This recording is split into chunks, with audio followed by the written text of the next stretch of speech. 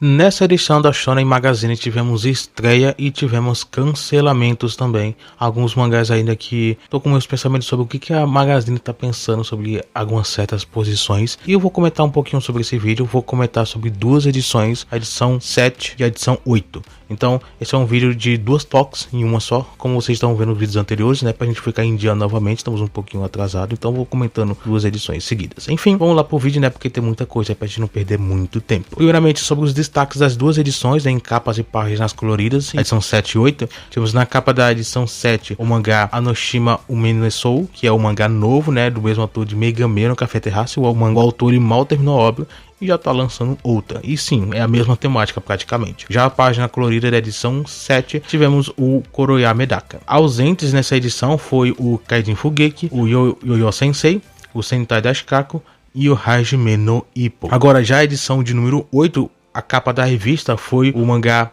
o Kurizuki no Hagenachin e a página colorida ficou para o Kanan-sama.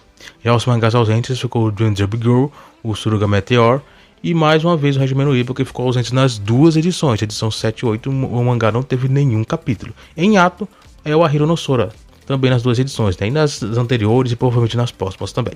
Nessa edição eu não vou dividir igual eu tava fazendo antes, né? Que era falando sobre uma edição e depois falando sobre a outra edição. Eu vou meio que falar sobre as duas ao mesmo tempo, as duas edições, né? A última posição da edição de número 7 foi o Idolatry, que já na edição 8 ele ficou na posição 15, que foi a antepenúltima posição. Foi 18 mangás ranqueados na edição 7 e 17 na edição 8. Mas o fato é que a Idolatry ficou na posição baixa tanto nas duas edições, o que já mostra que as coisas não estão se saindo tão bem, né? Não estão sendo tão bem positivas a aceitação na revista, né? Então vamos ver o que a revista vai tomar em providência em relação a isso. Mas a Idolatry há algumas semanas já vem mostrando posições baixas com bastante frequência. Isso pode ser algum alerta para o mangá. Já o próximo mangá é o Gachakuta, que ele ficou na posição 17 nas duas edições. Essa situação de Gachakuta é uma coisa que eu meio estranho, né? Porque eu já falei algumas vezes com respeito ao que eu acho do Gachakuta. Eu acho um mangá interessante, legal.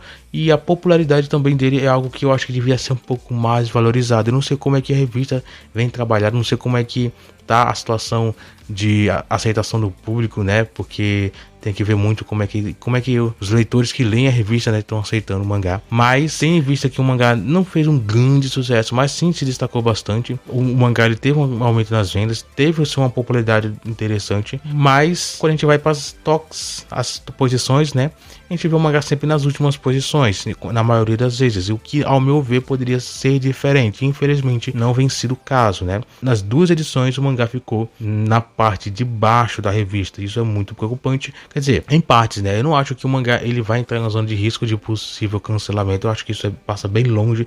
Acho que a revista não tem planos para isso, para o mangá. Mas o que eu penso é que eu acho que o mangá devia estar sendo mais valorizado. Posições baixas eu acho que não é algo que pode ser que aconteça uma vez ou outra, porque né, a Magazine sempre tem dessas. Mas a sequência está sendo muito baixa nas últimas semanas. Então vejamos o que a revista está pensando com isso. Aí temos o Ranger Go. O mangá ele ficou na posição 16 na edição de número 7. Ele ficou ausente na edição seguinte. Então basicamente a edição 7 foi o único que teve capítulo do mangá. Que é o capítulo 29 no caso, né?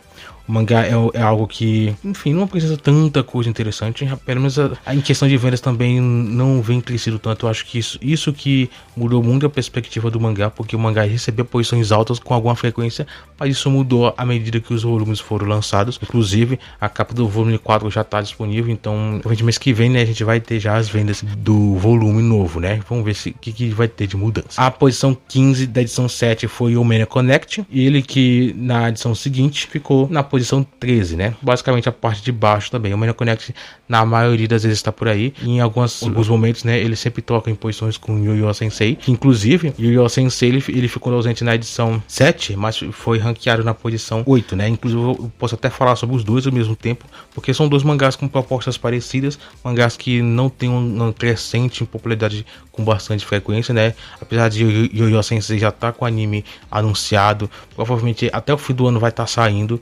Mas quando a gente vê que as coisas não estão andando da forma que acho que deveria estar andando, né? Lógico, o mangá é algo bem genérico, né? Em questão, é uma obra que muitas vezes o Ocidente, por exemplo, na maioria das vezes afasta um pouco do público, que é um hate, né? E tudo mais. Lógico, tem seu público e tudo mais, porque eu acho que se não tivesse público, ele nem teria publicação. E o Yo Sensei é algo que eu acho que pode passar batido por muitas pessoas quando o anime sair, então pode ser que a popularidade não aumente tanto quanto esperado. E ele e o Meneconet, que apesar de que não tem um anime anunciado, acho que pode seguir o mesmo ritmo também. Então são dois mangás com propostas parecidas, que estão praticamente no mesma sintonia aí, né, de popularidade, de aceitação e tudo mais. São dois mangás aí que seguem os seus ritmos aí. Aí falando sobre o Kagarike, o mangá que foi encerrado na edição de número 7, é o último capítulo do mangá. A edição 8 do mangá nem foi publicado por conta disso. Então encerrou no capítulo 34. Pela popularidade, pelas posições, isso já era óbvio que iria acontecer. Foi encerrado o Ikitagari no Wolf, foi encerrado o Yasho no Kito, e agora foi a vez do Kagarike. Então, 3 mangás que era bem óbvio que isso poderia acontecer. Então, vamos ver o que ainda pode se esperar sobre novos lançamentos. Quem sabe o autor ele possa voltar de novo com a nova obra. Mas mesmo que ele volte, eu acho que não vai vir tão cedo, pelo menos. Eu acho que não é esse o caso, né? Mas enfim, o mangá se encerrou e vejamos ainda as coisas que a Magazine pode apresentar no futuro, né? O Kuretsugu no Granate, ele vem se dado muito certo, né? Ele recebeu capa na edição 8, mas ele foi ranqueado na posição 7. Então o mangá aqui vem se dado muito bem, na maioria das vezes, não é algo tão impressionante. Volume 3, a capa já foi lançada, então possivelmente mês que vem a gente vai ver algumas novidades com respeito ao volume novo e ver que pode se esperar sobre crescimento, popularidade, tudo, qualquer tipo de coisa também. O Zero Torriaco, ele estreou na Toque, né? E nas 2 edições ele ficou na posição 12, praticamente o meio da revista, né? Acho que posso colocar dessa forma. Então o mangá, pelo menos dessas próximas 2 edições, ele ficou no mesmo nível. Então pode ser que a revista ainda esteja testando o mangá, né? Porque é um mangá novo ainda, é um mangá de esporte, né? O volume 1 inclusive já tem com a capa, então vamos ver como é que será as vendas, né? Então por enquanto a gente não tem tanta coisa para você falar sobre o mangá, porque eu estou esperando pelo menos o volume 1 ser lançado para a gente ter uma ideia sobre como é que tá a aceitação do público em geral, né? Se tiver algo pelo menos bom, quanto que seria bom em vendas para a gente ter pelo menos uma esperança de permanência para o mangá. Eu acho que números, pelo menos próximo a 10 mil exemplares, eu acho que já vai ser algo interessante para começar. Vejamos se ele vai seguir esse ritmo aí, né? Eu não vi nada sobre Zero Torriaco, eu não sei de nada sobre a história, eu sei somente que é de esporte. A única coisa que eu sei. Tirando isso, eu não sei de nada, nunca nem toquei no mangá, algo que já deveria ter feito, né?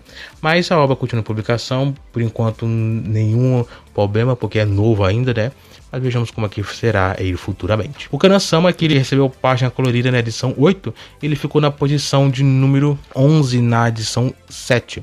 Então, nada tão impressionante para se falar, só na espera do anime que vai sair em abril. Então, vamos ver o que ainda pode impactar no mangá. O Shangri-La Frontier ficou na posição 9 e na posição 8 ficou no top 3, né, da terceira posição. Um mangá bem constante em popularidade, vende muito bem e você já conhece a situação. Vamos só para passar para o próximo, que é o Arumiburu, que também não tem muito o que falar sobre ele. Bem fraco em questão de vendas, popularidade, o anime está em exibição, mas não muda muita coisa, permanece a mesma situação de sempre. E o Kako no Inazuki, ele ficou na posição 7 na edição 7 e também na edição 8, a mesma posição, né? O mangá manteve, assim como o Zero Torriaco, manteve um padrão de posições nessas 2 edições. Então, mesmo ritmo, o mangá também não vem apresentando tantas coisas, né? Apesar de que alguns meses atrás foi falado sobre um possível arco final, mas aí não sabemos quanto tempo será isso, né? Quanto tempo ainda o autor vai desenvolver até ele realmente fechar a história de vez. Eu acredito que para esse ano pode ser que a gente veja a obra se inclinando para um final, mas vamos ver se até o fim do ano a obra vai se encerrar. Se não, eu diria que só pro início do ano que vem, que daria mais ou menos um pouco mais de, sei lá, 40 capítulos aproximadamente, mais ou menos por aí. Vamos ver se vai acontecer dessa forma ou o autor ele vai realmente encerrar mais cedo.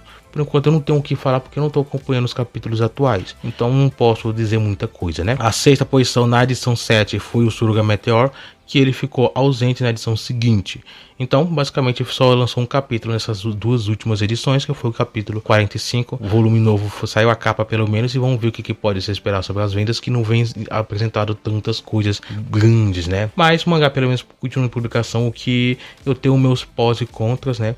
Porque o mangá ele não é tão popular assim. Eu acho que tem muitos mangás que acho que apresentaram um pouco mais do que o Suruga Meteor e foram cancelados. Não que Suruga Meteor ele é algo tão baixo, né? Mas a situação dele, eu colocaria ele em uma situação um pouco mais complicada. mas aparentemente não vem sido esse o caso, né? Talvez a aceitação interna venha sido bem melhor do que até as próprias vendas do mangá. Kanojo Kareshimasu ele ficou na posição 5 da edição 7, na edição 8 ele ficou na posição 9. O mangá ele mantém essa zona mais intermediária nessas últimas edições, e na maioria das vezes ele está sempre em posições altas, né? Então não tem o que reclamar. Já o Banjo no Oro ficou na posição 4 da edição 7 e na edição 8 também, então manteve esse mesmo padrão. Entrando no top 3, o Seitokai, que ficou em duas posições altas nessas últimas duas edições, posição 3 e posição 2, então um mangá muito bem ranqueado, muito bem priorizado, e estou esperando aí mais novidades sobre o anime. Já as primeiras posições, na edição de número 7 foi o Mokoshiroko no Yonkishi, e na edição de número 8 foi o Kaijin Fugeki. A revista aí priorizando sempre, né, dando atenção merecida, né. É interessante porque a revista, ela não necessariamente toda semana ou na maioria das semanas, né, das edições, ela sempre mantém os mesmos mangás nas primeiras posições, ou até exatamente na primeira posição, né. Ela sempre dá uma revezada nisso. Lógico, sempre tem alguns certos padrões de alguns mangás, mas, por exemplo, eu sempre comparo com a Jump, né? A gente está atualmente vendo um padrão na Jump, onde os mangás que recebem as primeiras posições ou é o Someone Hearts, ou é o Madano Ichi, ou em alguns momentos o Aorohaku, o Sakamoto, enfim. Mas na maioria das vezes tá sendo esses outros dois mangás. Mas quando a gente vai pra Magazine, a gente vê que a revista ela sempre dá uma mudada, né? A primeira posição, na maioria das vezes, nunca é a mesma. Repete alguma vez ou outra, mas a revista tá sempre aí mudando. Então é uma forma da revista sempre dar uma revezada, né? E dar atenção na maioria dos grandes sucessos da revista. Então, pelo menos esse tem esse diferencial que, de certa forma, até acho interessante. Mas, em alguns momentos, isso eu acho que deixa de focar em certos mangás, como o próprio Gachakuta, que eu acho que... Eu tô incrédulo com esse respeito da Gachakuta, né? Porque eu acho que de mangá merecia receber bastante atenção. Mas as últimas edições não vem mostrado isso, né? Vamos ver nas próximas se as coisas vão melhorar. Por enquanto, é isso que a gente tem. Eu espero que as coisas melhorem. No próximo vídeo eu vou comentar sobre as edições de número 9. A capa da revista vai ser o Kakuro Inazuki, comemorando 6 anos já de publicação. E a página colorida será para uma minissérie, que é o Yamesano Justin Desu. Acho que é assim que se pronuncia. De qualquer forma, é uma minissérie. Eu acho que só tem uns 4 capítulos. Vamos ver o que vai apresentar, né? De qualquer forma, no próximo vídeo eu vou estar falando mais uma vez sobre as 2 edições, como eu já havia falado. E eu fico por aqui, né? Espero que você tenha gostado desse vídeo. Fica aqui que tem mais novidades que vai sair futuramente. E é isso. Até o próximo vídeo.